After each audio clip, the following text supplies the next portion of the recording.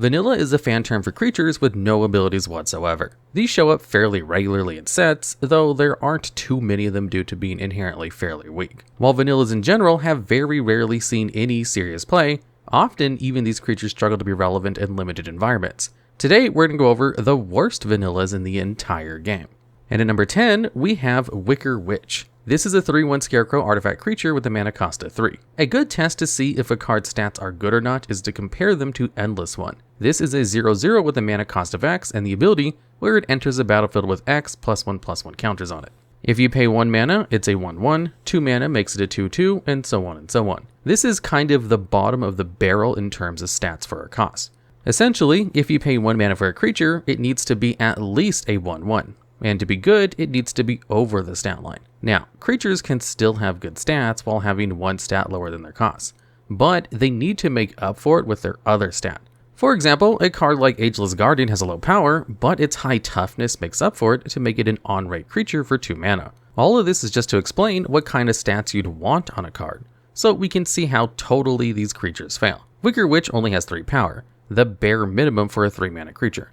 And having only 1 toughness is a crippling weakness. This means it will almost always trade down the curve, dying to a creature that costs less to play. In the exact same set, and therefore the same limited format, White had Thrabin Inspector. For 1 mana, you'd get a 1/2 and a clue, which you could sacrifice for 2 mana to draw a card. So, for the exact same amount of mana at the same rate, there was a card which could kill Wicker Witch in combat and draw a card, giving your opponent a 2-for-1. For such a high downside, Witch would need to be at least 4 power to be considered an average card. Witch did have some slight upsides and shadows over Innistrad Draft, as it was an artifact creature. The set had a mechanic called Delirium, which cared about having 4 or more cards of types in your graveyard. Witch being an artifact would make that a bit easier, so if you happened to be on Delirium, it was sometimes worth drafting. Witch was a very underwhelming card that was usually left on the sidelines rather than in your deck, but its extra synergy and lack of completely abysmal stats means it only scrapes number 10 spot on this list. And at number 9, we have Ancient Carp. This is a 2/5 fish with a mana cost of 4 and 1 blue.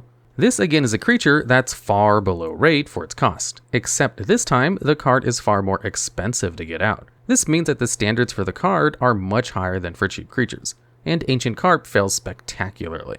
Carp is only really useful as a blocker, and while it was okay at stopping damage, it wasn't a good enough blocker to make up for its mana costs. Plenty of cards at 3 or so mana could attack into the Carp and not die to its paltry 2 power. That same low power also meant that it was never really worth attacking with the Carp unless your opponent's board was empty, as it was easy to block or even just ignore and take all the damage. Once again, it's very useful to look at other cards in the set for references as to what Carp was competing with.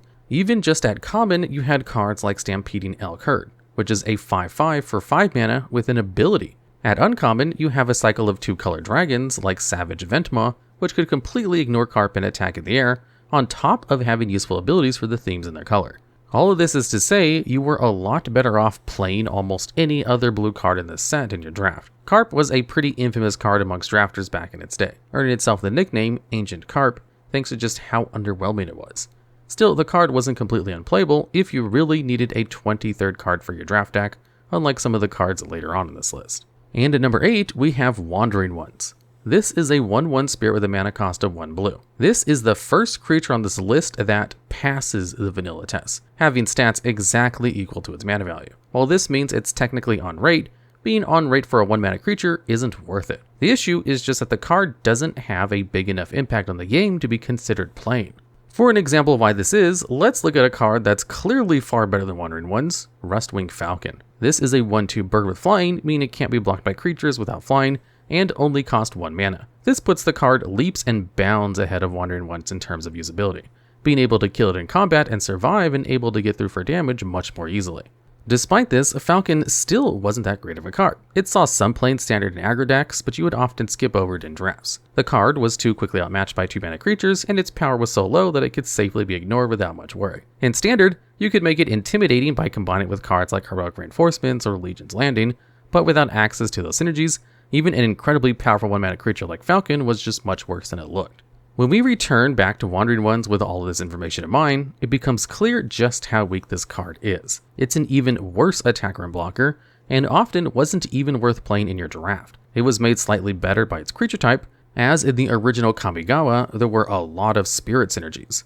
Even then, it was still so bad to actually cast that you would only ever play the card if you absolutely had to. And at number 7, we have Valiant Guard. This is a 0/3 human soldier with a mana cost of 1 white. This falls into a lot of the same issues as Wandering Ones did, being a 1 mana creature with average stats for its cost. Guard is made significantly worse by not having any power, however. There are a fair share of creatures like this in Magic, usually walls of the defender ability. The only real purpose of these kinds of cards is to prevent you from taking too much damage. However, these cards are often lacking in power level. They're usually too low impact to really be worth playing. Often your opponent can just remove them or simply ignore them and play more attackers to still get in damage. Despite this, the cards aren't terrible enough to wind up on this list, at least not normally.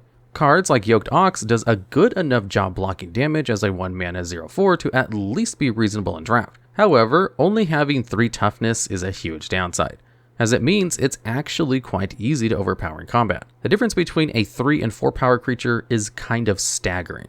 While 4 power creatures are rare at 3 mana or less, it's not that hard to find a 3 power 2-drop. Cards like Ursko Swiftclaw show up in a lot of limited formats as an aggressive threat in white as a 2 mana 3/1. While other 3 power creatures are at 3 mana, the mere existence of 2 mana creatures that can kill your guard means that it's not very safe to try and use it to stall for time.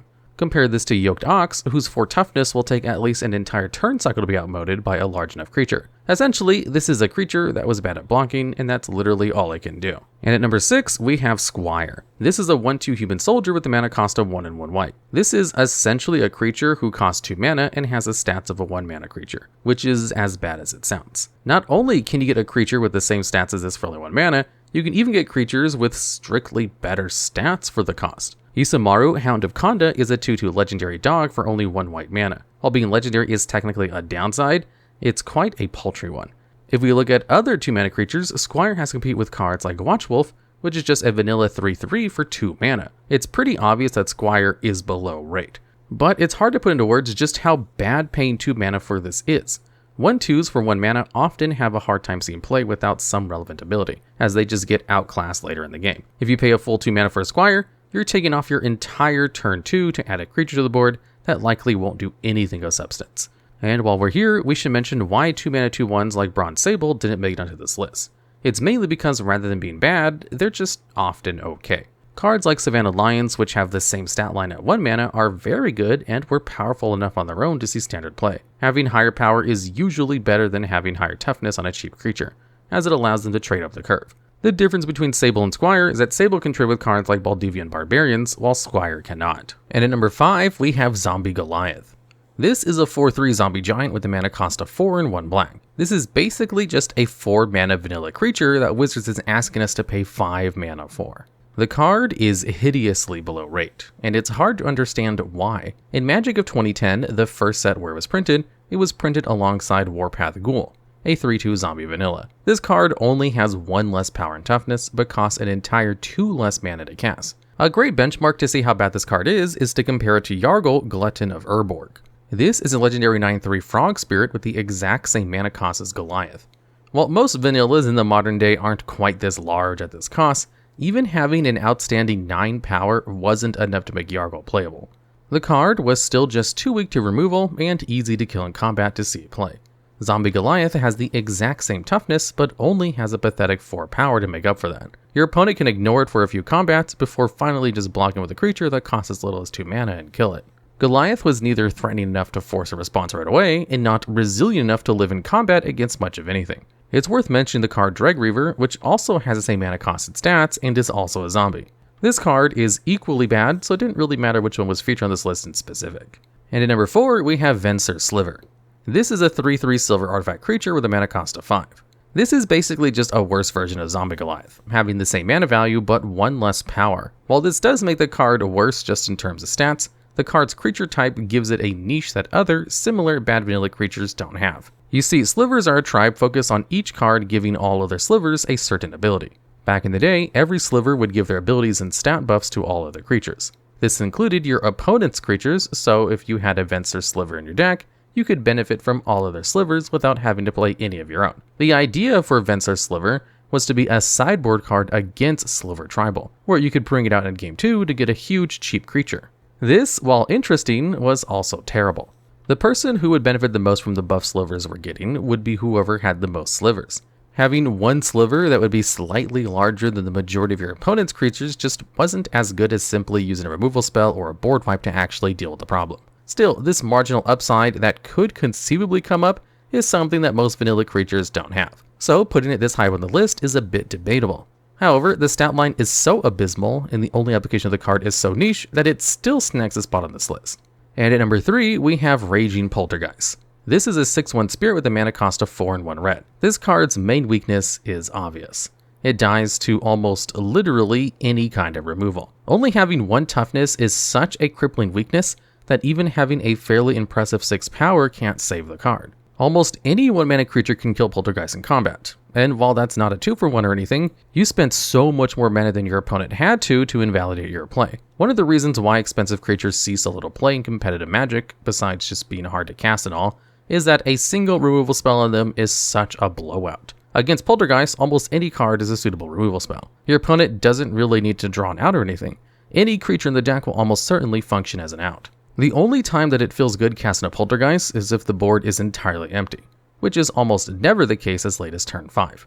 The only real application of the card is combine it with something like Fling to turn it into a high damage burn spell, but this strategy isn't quite there either. Cards like Fling are usually better when combined with cards that gain a lot of power in one turn, like a Tog or Electrostatic Pummeler.